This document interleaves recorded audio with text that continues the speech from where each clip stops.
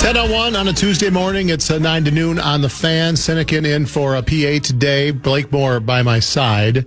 We were talking about the absurdity of Shedeur Sanders getting a Pro Bowl nod. I checked my inbox during the break. I got an email from the Packers announcing that Keyshawn Nixon has been named to the Pro Bowl.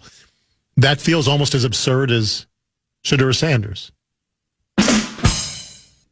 Maybe not quite to that. The last thing Keyshawn Nixon needs is to be told he's a Pro Bowler.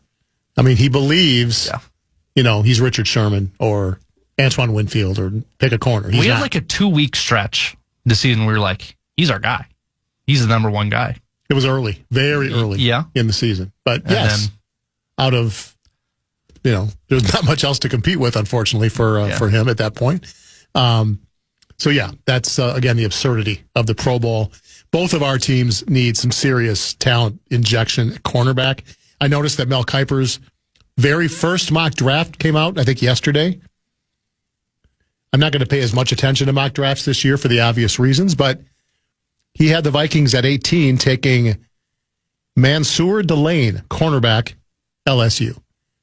And I think that'll be a popular position mocked to the Vikings when they pick at 18, if they hang on to their pick and don't orchestrate some kind of major deal.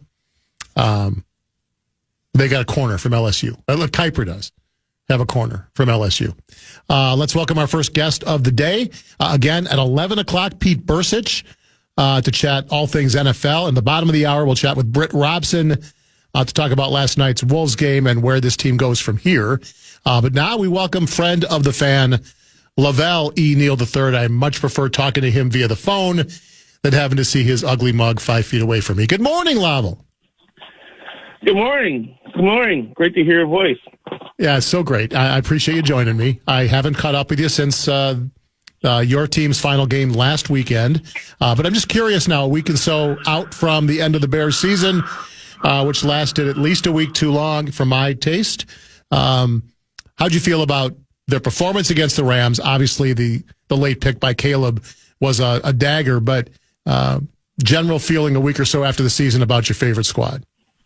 Well, I think if you told me that the Bears would hold the Rams to 10 points at halftime and 17 in over 4 quarters, I would have taken that and would have said I like my Bears' chances to come up with a way to win based on Caleb's fourth quarter, Caleb's brilliance. That was a very good defensive performance by Dennis Allen, and there's actually video of McVay going up to Dennis Allen after the game and saying, "You kicked our ass today." He basically said that, "Look, I'm going to be in dime for most of the game.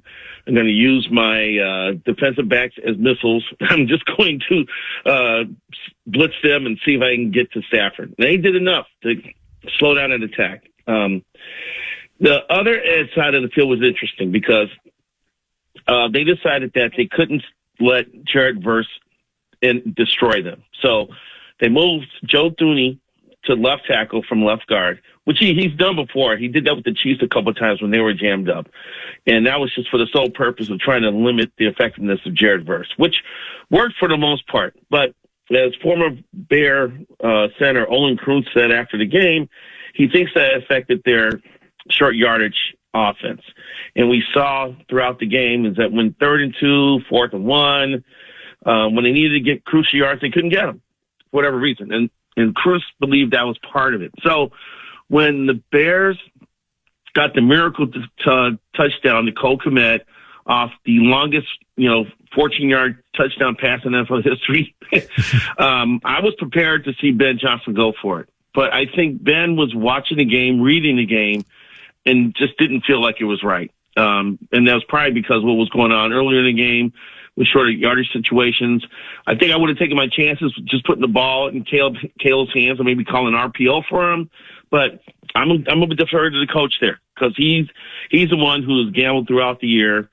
And if he doesn't feel it's right, you got to respect that. It's just like your boy Signetti was about to kick a field goal, late in the game against Miami, call a timeout, and it didn't feel right. He says, you know what?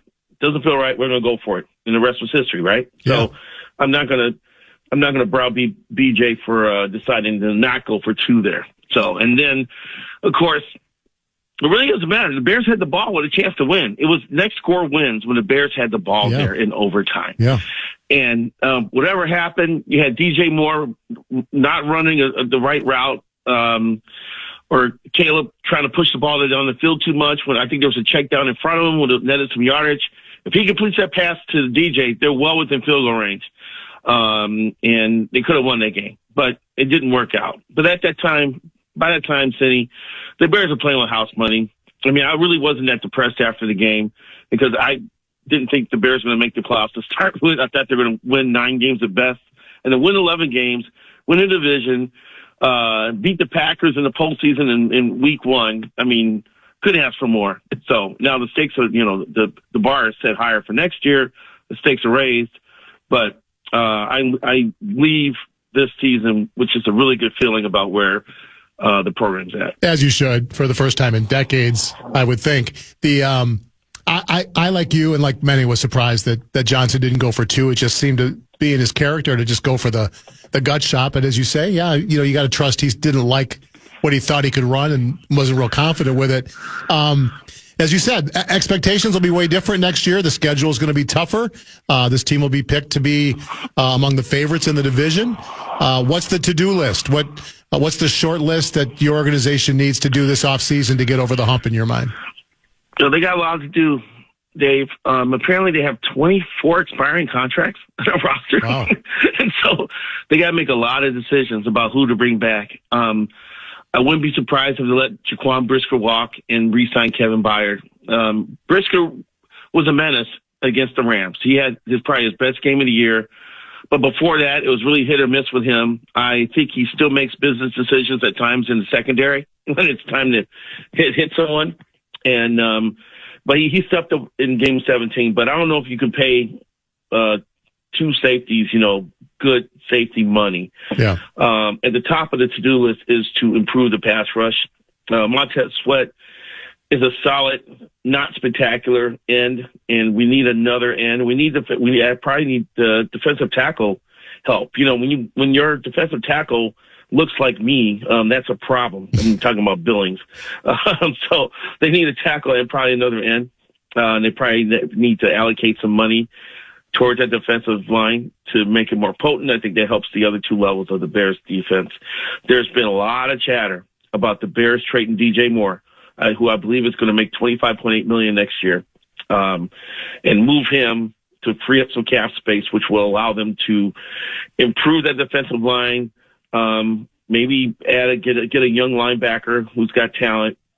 And the Bears still also, the weakest part of the Bears offensive line is left tackle. No, Ozzie Trapil acquitted himself well there, but they're going to make a decision whether they're ready to commit to him full time, because Ozzie was mainly a right tackle in college, and he comes to the NFL and moved to left tackle. That doesn't happen very often.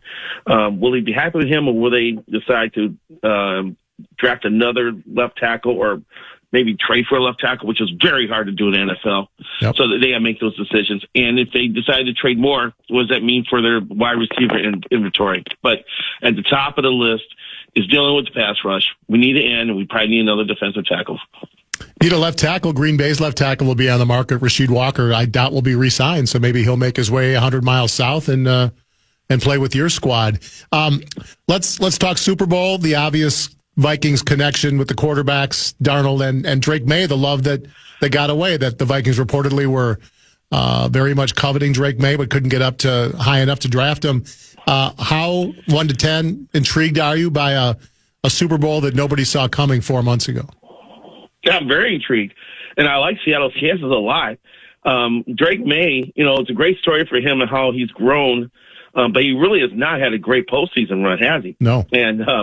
And now he's going up against a really, really good Seattle defense, as the Vikings found out in November when they went there.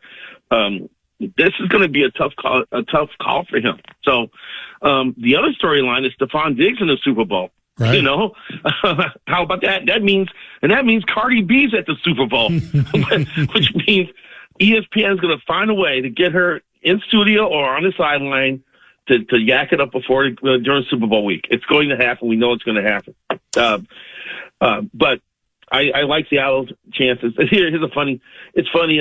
Cindy, I've got a picture on my phone someone sent to me, and the only reason usually you have a good idea to write a column, and sometimes, but in this case, there's a picture.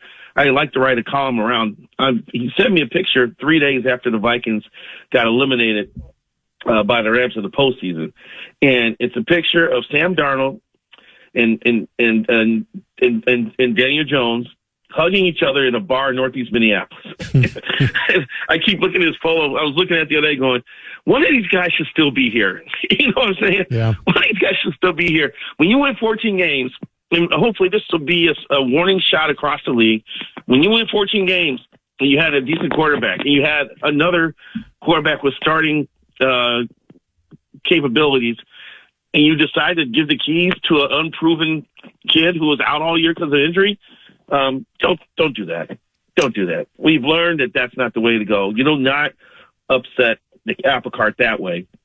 I just combined two cliches there. Sorry. You do not operate that way. You go for it, and going for it was not giving J.J. McCarthy ownership of the offense. They should have either signed Darnold or kept Jones, or made a better offer to Jones, and bring one of those guys in. But it'll be a great story for Sam. You know, this is a guy who, you know, was on the sideline and with the Jets going, I'm seeing ghosts out there. You know, and how many organizations has Sam been with? This is his fifth, right? This is, because it's Jets, San Francisco, Carolina, Vikings, and now Seattle. He's the journeyman quarterback who has found a home and is a game away from immortality. It's a great storyline, and for all as far as we know, he's a pretty solid person, good human being. So you actually root for people like Sam Darnold to have success.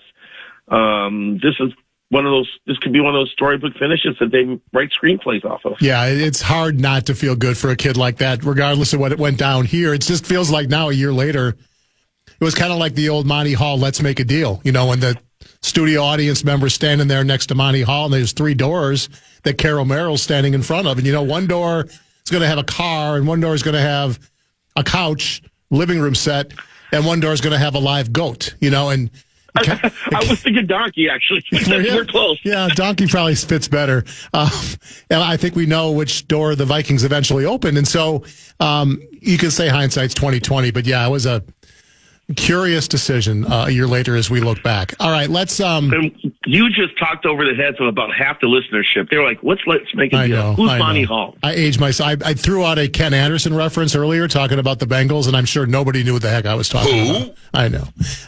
Number 14. Exactly. He was very good in his time. You know, for those that played fantasy way back when, you wanted Ken Anderson on your team. Quickly on the Twins, who signed Joe Ryan yesterday, 1 year, $6 million deal. They've made a couple of middling moves. Taylor Rogers, the catcher they brought in. The payroll is still hideously low. Give me your temperature. 108 million. Yeah, and they say they're going to get up to like 140, 150, right? Eventually, is that what they believe, or they want us to believe? Where's your temperature on the roster, and what else might happen before pitchers and catchers report here in a few weeks? No, hope springs eternal. So before I talk about what the Twins don't have, I just want to point out that when they come out of camp, they're going to have a good rotation. All right, when you have Pablo Lopez and Joe Ryan, you got to argue both those guys are among the top 25 starters in baseball. And Bailey Ober, when he's right, you know, he's a very solid number 3. Now Bailey had the hip injury that he pitched with last year, and we talked to him at Twins Fest about this because he talked about how, you know, you only have your A game X amount of starts every year, and then there's times when you have your B game and your C game, and you learn how you pitch through things where you're not feeling 100%. So he wasn't 100% because of the hip, but he thought he could pitch through it. But because of that, he got out of whack mechanically. And he spent the last part of the season still fighting with his mechanics. And he's just had a chance to smooth us out during the offseason. So I think he's going to be in a better spot this year. But then for the 4th and 5th starters, you got David Festa, you got Zebby Matthews, you got Mick Abel, who you got from the Phillies, you got Taj Bradley, you got from the Rays, and you got Simeon Woods Richardson, who figures out a way to stick around in the rotation. So the Twins rotation is going to be solid. The question is, how many runs they're going to score? Is Royce Lewis ready to step up and be a guy? I like Royce a lot, but he comes across to me a little bit as a guy who needs to be hugged every now and then. And I think that Derek Shelton going down to visit him in Texas was the type of hug he needed to put him in the right mind going into the season. Matt Wallner needs to be a force in the middle of the order. I've maintained that ever since Nelson Cruz walked out that door, and it was a very good trade for the Twins because it netted him Joe Ryan, that it was hard to put together a batting order when you don't know who the hell your third or fourth hitter is. And that's what needs to happen for the Twins offense to find some consistency. They need someone to take over the middle of the order and kind of be the fulcrum of the offense. And hopefully someone possess themselves in that role that would help. They ran more. They used little ball more last year. It sounds like they're going to try to mix in more of that this year. Austin Martin had a good second half of the season. He probably deserves to be somewhere in that lineup. Can Ryan Jeffers be a veteran bat, a catcher who can get to 20 homers? But my goodness, how are they going to close leads here? Cole Sands, the Twins spent the weekend trying to convince me that Cole Sands could be a good closer. I have to see it to believe it. He doesn't have the drop dead stuff of Duran. He doesn't have the savviness of Griffin Jacks. So I got to see this work, and they have to put together a middle and late inning relief core to support him. So the bullpen's going to be a big issue for me. But I heard from one guy over the weekend with the Twins, the payroll's going to be hideously low at the beginning of the year. But if they get to July 1st and they're somehow hovering around in a division in which there is no dominant team. I mean, the Tigers, look talented, but they kind of fell out. They struggled during the second half of last season. If the Twins figure out a way to be competent around July 1st, then they're going to ask. So we will see how this is going to shake out. But when you have a good rotation, it helps cover up for weaknesses elsewhere. But the Twins definitely have to address the offense and particularly the bullpen. I'm late for a break. Can you stick around for one more short segment? I want to talk a little bit about upcoming labor concerns in baseball, and I know you want to chat a little Olympics. You can give us 5-6 more minutes other side of the break? Absolutely. Fantastic. More Lavelle when we come back, 9 to noon on The Fan. You're listening to The Fan. If you want to chime in what's happening in your favorite KFAN shows, you can. You can make your voice heard on the Bradshaw and Bryant KFAN text line. Let us know what you have to say by texting your message at 64686. At 64686, standard text message and data rates apply.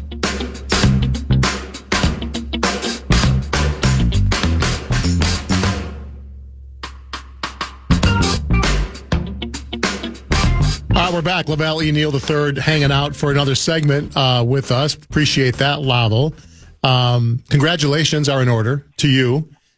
You've been nominated by a texter for not just one, but two preposterous statements. I'll read the text from 507 texter. PST nominee, if the Twins are competitive on July 1st, they will add at the deadline wobble 10:18 a.m.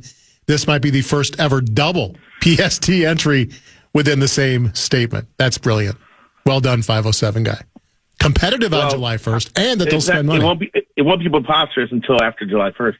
All right. Well, we'll keep it in the hopper for now, but it could be that rare double nominee that might vault you into a top 4 seating. If you can. No, I'm already a lock for the Final Four because last year at the trade deadline, I predicted that the Twins wouldn't make any trades. Oh, well, that'll get you far, actually. I think that one's that one has a chance. I lost in the finals to Marnie Gellner like 3 years ago. And I vowed that I was not going to, when I get my chance again, that I'm not going to waste it. So that statement at the trade deadline last year is probably going to get me back to the finals, hopefully, and then I can pull off the unprecedented win. Once you taste that level of success in the PST tournament, it gets into your blood. It's hard to not get to the top at that point. It's hard to sort of live with yourself. So I wish you well. Because you never know when you can get a chance to win that again. Correct. For me, I've only been nominated once in my life, I believe. It was my misguided comment when I was at one of the very first Wolves games when they beat the Lakers in their inaugural season. And I meant to say all the Magic Johnson jerseys I remember seeing at the Metrodome that night, and I've said Kobe Bryant jerseys, of course. It was well before Kobe had entered this world. I didn't win, and I don't think I've been nominated since. It hurts. I have to admit, it hurts. Here's my question. What is the % chance that when we're sitting here a year from right now, we'll be talking about a lockout and a potential lost season rather than, will the Twins actually spend some money in 2027? Very interesting question, Dave. And I just had a conversation with someone involved in baseball over the weekend. And I believe the owners are determined to get some sort of salary cap system put in place. They believe that's the reason why franchise values have stayed behind the other major sports, because the other major sports have salary caps and baseball does not. This has been a no-go zone for the Players Association for years, and I don't see how they're going to budge all of a sudden. Here's a new twist in their argument too. The owner's argument is that a salary cap may negatively affect about 50 to 60 players. The ones at the top end of the scale trying to get the $30 million deal, the $35 million a year deal, or beyond that. Their argument is that a salary floor will benefit about 500 players. The ones making minimum and that middle-aged free agent who's not great, who's maybe 30 or 31 and getting into the free agent pool for the first time and only getting offers for like $5 or $6 million a year, like the Harrison Baders of the world, you know, who just signed. I think he just signed for 10. Actually, it's not a bad deal. Or the Josh Bells, who are just getting 7 or 8. So they're arguing that this benefits more players if there's a cap in place. I don't know if the Players Association is going to bite on that one. So it's going to be Armageddon. Enjoy this 2026 season. I just don't expect baseball to be played. I just don't think opening day 2027 is going to happen anytime on schedule, on time. And I think we have to look at the possibility of the whole season getting whacked. And Major League Baseball just went through this with COVID, basically playing a 60-game season. So they know how to deal with this. The Twins just brought in minority partners to pay down their $500 million in debt, so they can absorb another hit in 2027. They're better equipped to handle that type of hit.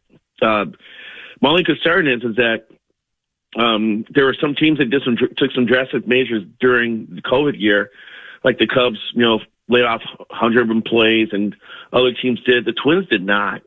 They didn't want to treat their employees like that. But I believe that if there's no baseball in 2027, you may see like every team lay off a bunch of employees just to cut costs as much as possible. Yeah. So there's going to be pain felt in 2027. Right, which you don't think about when you think about the big picture. I would say virtually every fan would be in favor of a salary cap, unless you're a fan of the haves, right? The Dodgers, the Cubs, the Mets, the Yankees, Cubs. Outside of that, we see how it works in other leagues. We see the competitive balance, the hope that springs eternal for teams in the NBA and NFL and NHL, because it's a fair playing field. I understand the players being against it, but don't you think the public support might help move this thing along, or do you think that's sort of overblown? I think when there's billions of dollars at stake, public opinion is not taken as seriously as it should be. Yeah. The other factor about this too, Sandy, is that owners have to clean up their own house. There's something they can do on their own in terms of sharing local television revenue. I believe right now they only share like 38% of local TV revenues, and so teams like the Dodgers and the Yankees, Angels, who are getting nice television packages, are able to spend freely, outspend other teams. And I think there's a belief now, a growing belief amongst some owners, that all that money should be put in one pot and split 30 ways.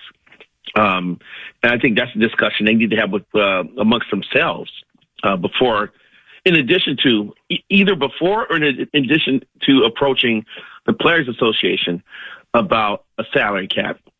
Yes, the fans lose out on this, definitely. We saw the backlash a couple of years ago when the local television provider was going through bankruptcy protection, and no one communicated that to fans, and everyone was left. All of a sudden, we had purple screens saying that this game's not going to be broadcasted, and we saw the backlash then. And that affected a lot of people, a lot of elderly Twins fans who spend their summers watching baseball games. We're deprived of that. So, but I'm telling you, baseball wants to become that $15 billion, $16 billion, $18 billion a year industry that, the NFL is. They want what the NBA is. The NBA is just starting an 11-year, $77 billion streaming television package in which games are on different platforms. You got to figure out who's on Peacock now and who's not, who on other services. But right. The NBA is getting $77 billion over the next 11 years because of that. That's what baseball wants. And when the money's getting that big, and that much opulence is possible, fan sentiment kind of goes by the wayside, and that sucks. That does suck. And when you can only watch a Wolves game on Peacock, that's not great for the game right now. It's just not. I don't think it serves the best purpose, but that's where we are. It's not going anywhere. We get that. You sent me a text before you came on this morning that you wanted to talk Olympics. So I'm curious, what has you excited? What are you looking forward to? What brought you to send that text that you wanted to have a little conversation? Yeah, the Olympics start next week, ladies and gentlemen. I think there's a competition on February 4th or 5th, so it's coming. Having covered Beijing and spending nearly a month in China, my sports patriotism, shot upward just to be at the pinnacle of international competition and watching all that unfold. And the great thing about the Olympics is that a lot of Olympic athletes are just kind of like regular people with jobs. It's a sport where a chunk of it is still, common everyday folk, who are curling or who are snowboarding. Yes, you do have the hockey players involved, and that's a big deal. But it was just really neat. And the full Olympic team was announced yesterday. There's 232 athletes going from the United States, which is the largest ever, and roughly 15% of them are from Minnesota. Minnesota's going to have about 32, maybe 33 Olympic athletes. They had 31 4 years ago, so there was something to write every day about someone from Minnesota at the Olympics, and it's going to be the same way this year. The men's, the hockey teams, the Frost have like 5 or 6 players going, and we know what the rivalry is against Canada. We get to see that USA-Canada rivalry in men's hockey, it's right up there as well. All the curling teams have Minnesota flavor. The men's curling team is from Minnesota. The women's curling team, the Peterson sisters who grew up in Eagan. The mixed doubles team of Corey Dropkin and Corey Kesey is from Duluth. Minnesota's like the capital of curling in this country, and that's going to be on display here. So there's a lot of reasons to watch this and get fired up about of watching these people compete. And you're going to be able to get up at 7 a.m. and have your morning coffee, and it's going to be 1 or 2 o'clock in Italy, and you're going to be able to have the Olympics on in the morning before you go to work, and you'll be able to watch the replays when you come home. And the Star Tribune is going to have a running blog, so make sure you click on the StarTribune.com daily, because we're going to be updating stuff all day long about how Minnesotans are doing in the Olympics. Jessie Diggins, about to retire, ending a storied career, one of the most decorated skiers ever. She's one of us. And I say that now. I've lived here over 20-something years. I guess I can admit that Minnesota's my adopted home now. Lindsey Vonn, 41 years old. She made the downhill skiing team with half her knee made out of titanium. There's some great stories, and they're Minnesotan stories. So this is going to be a great 3 to 4 weeks of watching Minnesota athletes go for gold. Well, with all those Minnesotans competing, I'd love to think the Star Tribune sending a great contingent of reporters to cover all these athletes. Is that happening? No, it's not in the budget this year. It was expensive to go to Beijing. It's even more expensive to go to Italy, and they just couldn't handle it. Because 4 years ago, it was myself and Rachel Blount going to Beijing, but we're going to try to do the best we can from here. And it's not going to be the same. And there's going to be some instances where we have to rely on the Associated Press to provide, content for the paper and online. But we're going to be writing occasional stories from here too. I'm planning on going out to one of the local curling clubs. Sweet. And going to watch. I believe the St. Paul Curling Club is going to have a watch party either February 14th or 15th. I'm probably going to be out there among the folks. And I actually went to 3 curling clubs last week while doing preview stories. Look at you. There's going to be a boatload of previews in the paper next week, ladies and gentlemen, because I've been out talking to hockey players and curlers for the last 2 weeks. But I went to the St. Paul Curling Club for the first time last week. And it was 2:00 on a Friday. They were having a tournament, and the beers were flowing. I was like, wow. People don't mess around with curling, And then I went to the Frogtown Curling Club at 7 a.m. to talk to Danny Casper, who was practicing there. And then Sunday, before I went to the Bears game, I went out to the Chaska Curling Club, which is next to the Crooked Pint Ale House. Yeah, I've been there. And talked to some of the curlers there. And Danny Casper was there. I had on my Bears sweatshirt because I was leaving the Chaska Club to go straight to Allergies to watch the Bears game. I forgot that Danny Casper's got roots in Wisconsin, and he saw me and said, "What the hell are you wearing?" so I was going through that as well. But it's been cool to get around and check out the curling vibe in this town, and I'm sure all the curlers in town are going to be fired up to watch the 3 teams compete in Italy over the next month. Sweet. We'll look forward to all your coverage from afar. Really glad you're going to provide all that for all of us in the Star Tribune. So enjoy all of that. Enjoy watching. And thanks for your time on a Tuesday morning. Lavelle, great to catch up with you, my friend. We'll do it again soon. Anytime, man. Thank you. Lavelle E. Neal III. Read his stuff, of course, at Star Tribune and StarTribune.com. Turn the page, turn our attention to the Minnesota Timberwolves. 5-game losing streak ends last night against the JV squad that the Warriors put on the court.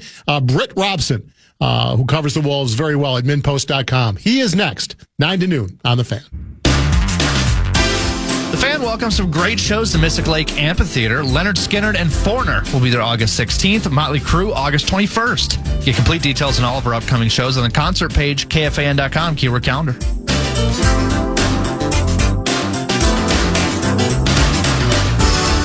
We're back, 10:42. A couple of quick NFL coaching news items before we welcome Britt Robson to the program.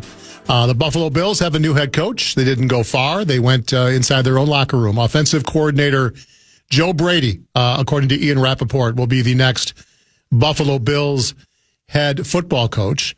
And Vikings fans might be old enough to remember backup quarterback Sean Mannion, who was a backup 2 years ago for the Vikings, went to Green Bay to be a quarterback coach. He is interviewing for the offensive coordinator job for the Philadelphia Eagles today. That's quite a meteoric rise for young Sean Mannion, who, as I said, 2 years ago was backing up Kirk Cousins, and now has a shot at the Eagles OC job. We'll get back into football next hour when Pete Bursich joins top of the hour. For now, though, very pleased to welcome a favorite of mine, Britt Robson, who has covered the Wolves forever, most recently and currently with MinPost.com. Britt, great to have you on this morning. I want to get your thoughts on what is going on with our favorite basketball team. Yes, they ended their 5-game losing streak last night, but I'm curious to hear from you. What has concerned you most by what you've watched the last, week, 10 days, 2 weeks, as this team has sort of struggled to figure out what to do with themselves? Well, it looks like some chickens are coming home to roost. I didn't think it would be as damaging as it has been, but their bench is really, really thin. And a lot of that has to do with the fact that their trio of young players, their young core, as Chris Finch called them at the beginning of the season, have not panned out nearly as well as expected, and they've gone to some contingency plans that initially look good and may still actually work out. But Bones Highland is the backup point guard. Essentially, he's a guy who was a two-way signing last year and is signed for relatively, like $2 million this year, end of the roster type salary. And his contribution is going to be pretty important. Mike Conley, his decline in skills, the aging has caught up to him, has been a huge factor. So specifically, I think the backcourt and the 3 players I was referring to, obviously, are Rob Dillingham, Terrence Shannon Jr., and Jalen Clark. If you talk about those people that I just mentioned, the 3 young guys and then Bones and Mike Conley, those 5 people are supposed to be the supplements to the top 6, which are the starters, and then Naz Reid, who is a 6th Man of the Year candidate. But right now, that is, I think, the biggest weakness. Having a 5-game losing streak less than 2 weeks before the trade deadline for a team that went to the Western Conference Finals 2 years in a row is really a situational slam dunk for some kind of roster tweak. But again, salaries are strange. The Wolves do pride themselves on their continuity to the extent that they can make it. They do have a solid roster. They're 6th in the West again, 7th before last night. But it's a concerning situation, no doubt. Fans watch the team play, and I'm just like all of them. I watch the sloppiness, the turnovers. I think we'll give them a pass on Sunday. We know how difficult it had to be to concentrate on basketball on Sunday, where they had 9 turnovers in the first quarter. That kind of tells you something's up. And they come back last night and 22 more turnovers. And I understand, you're not dealing with a team that's got great point guard play. But I just look ahead, Britt, if this is the roster in April and May, and if I'm facing the Timberwolves in the playoffs, job number 1 is to pressure this team and see if they can handle the basketball. I watch this team play and get so sloppy with the ball. It's just, if it infuriates me, I can't imagine what the coaching staff feels when they watch it. How do they get past the turnover conundrum right now? Yeah, unfortunately, part of the problem is that they're pushing in transition a lot more, and I really do think that helps their offensive efficiency. Transition points are some of the most efficient in basketball, and they were notoriously disinclined to push the pace after a defensive rebound or a turnover last season and the season before that. So some of that is turnovers are up, and so are fast break points and points off the turnovers. They had 29 fast break points last night and 23 turnovers. I asked Finch after the game if he'd prefer to have both of those things cut in half, whether that would be a worthy trade for him. And he seemed to indicate that he would, that he thinks that the desire to get out and push the pace is tilted into a little bit too much foolhardy stuff. But what I see and what bothers me more, quite frankly, are just the careless turnovers in the half court, the dribble handoffs, or the pedestrian perimeter pass to your teammate just to work the side of the floor a little bit differently. Not taking enough care with those, I believe, is the bigger problem, because you are going to risk higher turnovers if you have a faster pace. And I do think you're also going to risk higher turnovers, in my opinion, when you are playing iso basketball and getting trapped rather than playing the kind of quick ball movement that they were playing in the first 7 games of January when they were 6-1, which was their best stretch of the season by far. Finding a balance between those things.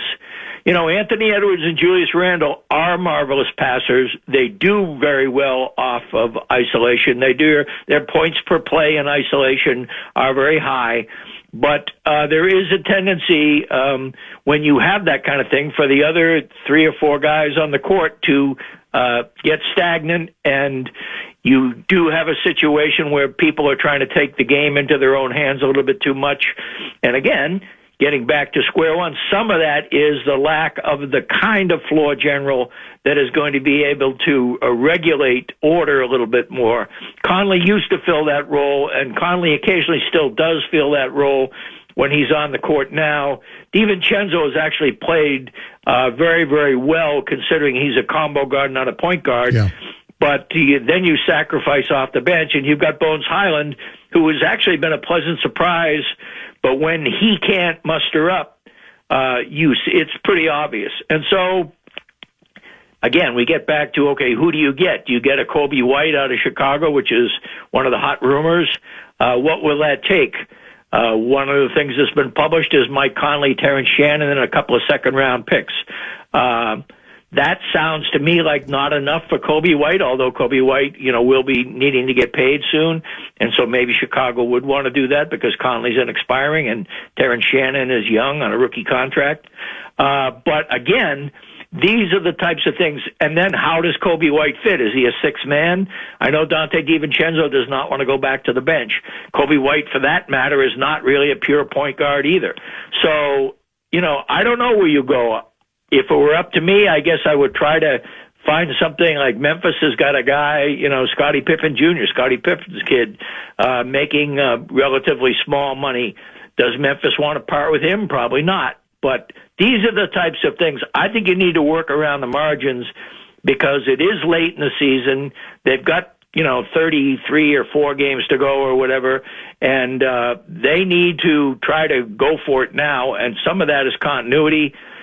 Some of it is you have to go with who brought you. But if they can tweak that backcourt depth and rely on a little bit better playmaking, I think that would make a big difference. Yeah, it's funny. We went into January. I think a lot of Wolves fans thought this is going to be a really key month for this team heading into the trade deadline. They've got, 19 games, a lot against winning teams. We're going to know a lot more about this team as we inch closer to the trade deadline. In the first couple of weeks in January, I sat here a Saturday and a half ago, and I said to Trent, I love the way this team's playing right now when they went on that 6-1 start. Like, they don't need to do anything. And then last Saturday, I'm like, trade everybody. I mean, something has to be done. So it feels like something will be done. And as you said, I do think it's going to be more around the margins. I am a guy that's always been a fan of Kobe White. But again, as you say, he's not the floor general point guard that you might covet. And he's a free agent after this year. So are you going to give up a lot of assets for a guy that may want to get paid and this team may not be willing or able to, and he might be a rental player? So you have to weigh all of that in. I mean, the Bulls have 3 guards that would look good on this roster. It feels like, Britt, that they are going to have to do something to inject some kind of life into the second unit because it's clear that if Nas isn't giving you 25 off the bench, you can't count on Bones night in, night out. He looked great without Ant last night, but the 3 previous games, he was a rumor. That's I think, who he is. So I feel like we all believe something is going to get done on whatever level that is, right? Yeah, I guess so. I mean, I do. One of the things I have faith in Tim Connelly's acumen at the trade deadline. I mean, getting Mike Conley and Nikhil Alexander-Walker and a second-round pick for D'Lo a few years ago really almost swung the fate of this team in many respects. And, he has been willing to get off mistakes sometimes. He traded Bryn Forbes and Shake Milton right after he had signed him as a free agent in the offseason during the trade deadline. So I think if there is a credible deal to be had out there, I think Tim Connelly is the guy to swing it. He's incredibly well connected around the NBA. It really helps him in the draft when he knows what almost every other team is coveting in the draft. And I think that to a slightly different extent, it will, help the Wolves in this trade deadline because he does know what the roster, he knows what the personnel in the front office, who they undervalue and overvalue in his opinion. So I do think that. I also, and maybe this is overly conservative, but I do think that when the need is that obvious, you're liable to overreach and give up more than you should give up, and that will hurt you in the long run. This team is still a very good team, even if they stand pat. I understand what you're saying about pressuring the ball, but I also feel like in the playoffs, it does become down to reduced rosters. Yep. They do have a few tweaks left, I believe, in terms of, getting Nas more minutes at the 3 and spreading out those minutes on the top 6 a little bit more, siphoning in guys. I think Johan Berenger may be getting ready for a little bit more minutes. I mean, it'll be a skilled bigs heavy rotation if they kind of stand pat. And then, you do have the dangers. You have weaknesses in every team, and a lot of the playoffs, as we know, are matchups. And, to argue against myself for a minute, Oklahoma City is a team that pressures people and has successfully pressured, especially Julius Randle in the past. And they would be a bad matchup for this team as it's currently constituted. Couple more for Britt Robson. Read his stuff at mintpost.com. You will not be sorry. Couple texts have come in for a wish list. Couple names they want me to throw out at you.